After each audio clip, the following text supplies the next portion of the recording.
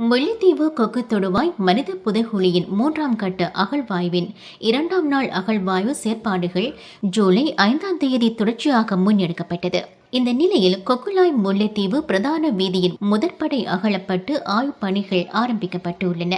முல்லைத்தீவு நீதிமன்ற நீதிபதி தர்மலிங்கம் பிரதீபன் முன்னிலையில் பேராசிரியர் ராஜ் சோமதேவ, காணாமல் போனோர் பணியக தலைவர்கள் உள்ளிட்ட சட்டத்தரணிகள், கொக்குலாய் காவல் நிலைய பொறுப்பதிகாரி, கொக்கு தொடுவாய் கிராம அலுவலர், வீதி அபிவிருத்தி அதிகார சபை உத்தியோகத்தர்கள் உள்ளிட்ட தரப்பினரின் பங்கு பற்றுதல்களுடன் இந்த 2ஆம் நாள் அகழ்வாய்வுகள் இடம்பெற்றன.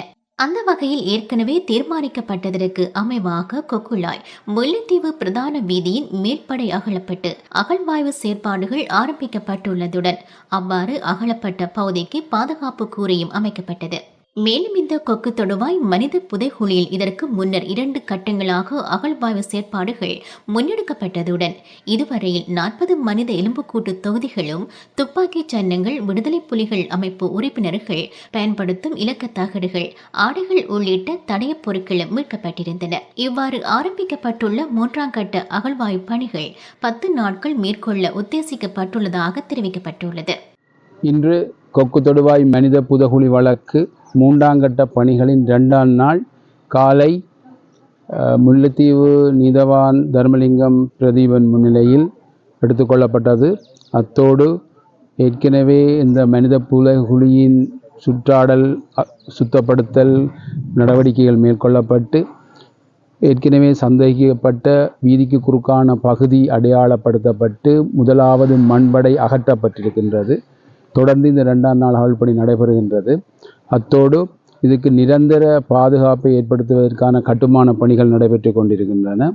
இந்த எஞ்சிய மண்டையோட்டு தொகுதிகள் அகழ்வு நடைபெறும் வரை அதிகமாக இந்த அகழ்பணி நடைபெறும் என்று நம்பப்படுகின்றது. I am Mahesh Katuranda, attorney at law, the chairman of the Office on Missing Persons. Mr. J. Tatparan is also with me here, the executive director of the Office of Missing Persons. We are at the Hokkutuduwai mass grave site at Mullaitivu district. Recently we have formulated the standard operation procedures, and this is the first mass grave site. We are applying these standard operation procedures, and all the professionals, about 12 stakeholders are involved in this. There are several bodies found already, and the excavation is done at the higher standards of the complied by the international. அதாவது இந்த மனித புதைகுழி இடத்துல கண்டுபிடிக்கப்பட்ட தடயங்கள் அல்லது சான்றுகள், அதுக்கும் அந்த உடலங்களுக்கும் இருக்கக்கூடிய தொடர்பு முதல் நிரூபிக்கப்பட வேண்டும். ரெண்டாவது இது நிரூபிக்கப்பட்டுமாக இருந்தால் ரெண்டும் எப்படிப்பட்ட இடைத்தொடர்பை கொண்டிருக்குதுன்றதை பார்த்து அதுக்கு பிறகு காணாமல் போன நபர்களுக்கும் அங்கே கண்டுபிடிக்கப்பட்ட தடய சான்றிதழ்களுக்கும் தொடர்பு இருக்காண்டதை பார்த்து அதுக்கு பிறகுதான் நாங்கள் குடும்பங்களோடு இணைக்க வேண்டிய ஒரு ஃபர்தர் இன்வெஸ்டிகேஷன் எடுத்துருவோம்.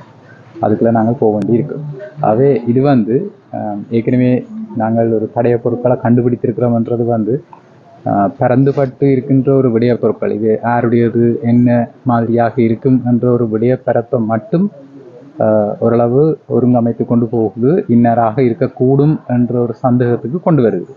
ஆனால் இதில் வைத்துக்கொண்டு மட்டும் நாங்கள் ஒரு முடிவுக்கு வரையிலாது வரவும் கூடாது. என்னென்னு சொன்னால் இது ஒரு எடுகோல் மட்டும்தான்.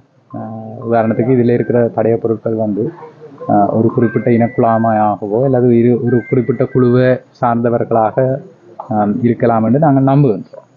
ஆனால் அதை நாங்கள் மேலதிகமான விசாரணைகளையும் பொதுமக்களிடமிருந்து பெறப்படுகின்ற தகவல்கள், இங்கே இருக்கின்ற தரவுகளை வைத்துக்கொண்டு தான் நாங்கள் அப்படி ஒரு முடிவுகளுக்கு வர வேணும். இதுக்கு கட்டாயம் பொதுமக்களுடைய பங்களிப்பு தேவை.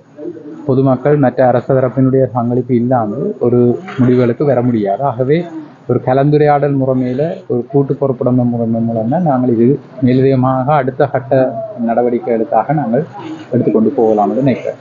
ஆனால் இது ஒரு சிறந்த சான்று. மேலே எடுக்கப்பட்டிருக்கிறது நல்லொரு விடயம். அது சம்பந்தமான மேலதிகமான தரவுகள் நாங்கள் பெறப்பட வேண்டும். கட்டாயமாக காணாமல் போனோர் பற்றிய அலுவலகம் உட்பட்ட அனைத்து அமைப்புகளும் அது சம்பந்தமான அறிக்கைகளினை தயாரித்து நீதிமன்றத்துக்கு வழங்குவதாக நாங்கள் உடன்பட்டோம்.